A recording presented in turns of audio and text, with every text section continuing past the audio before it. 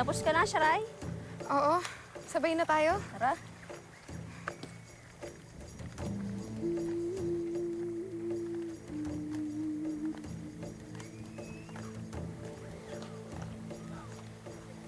Ang mahal na prinsipe, dumarating.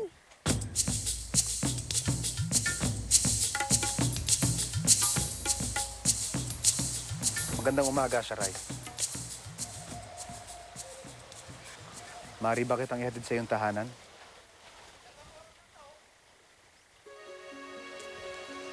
Kunin niyo ang kanyang mga dala. Ayokong nahihirapan siya.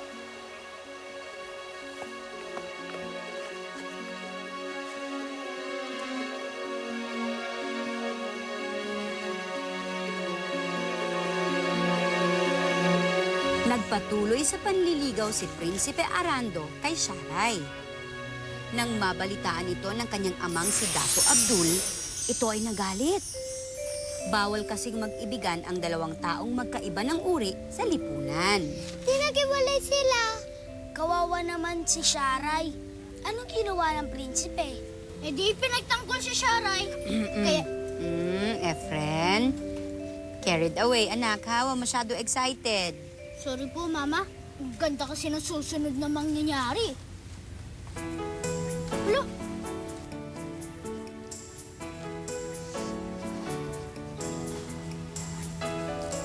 Hello? Halika, taas ka dito.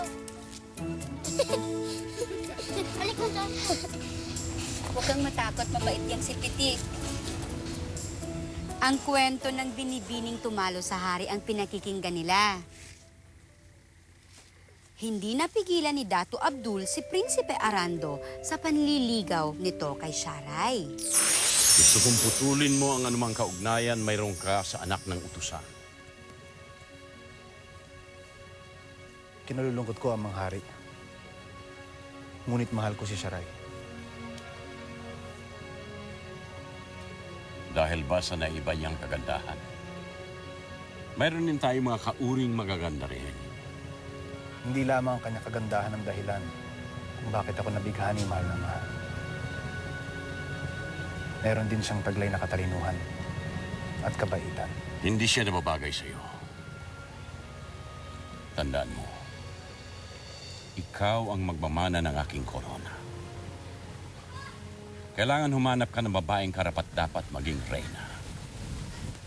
Ikinalulungkot ko ang mga hari. Mahal ko si Sharay.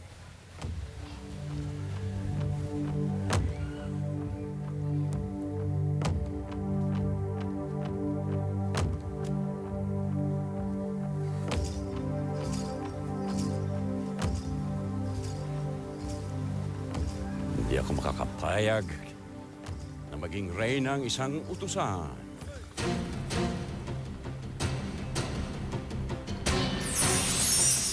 Kaya bumuo siya ng plano. Dadaanin niya sa pagsubok ang binibini. Ipinatawag ni Dato Abdul si Lamukot.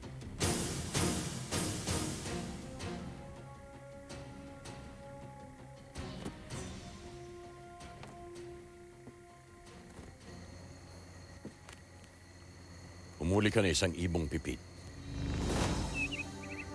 At ibigay mo kay Sharay. Sabihin mo sa kanya, malutuin niya ito ng 12 putay.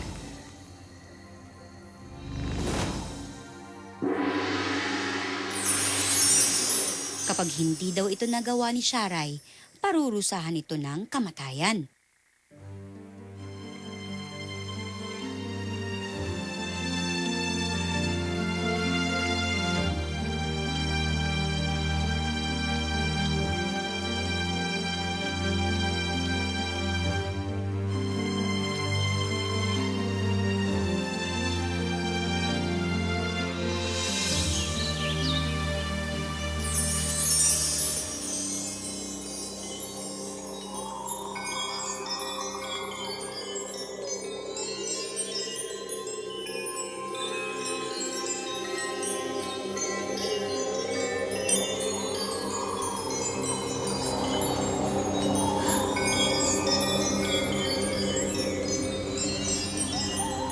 Nasaan ang painetang ito?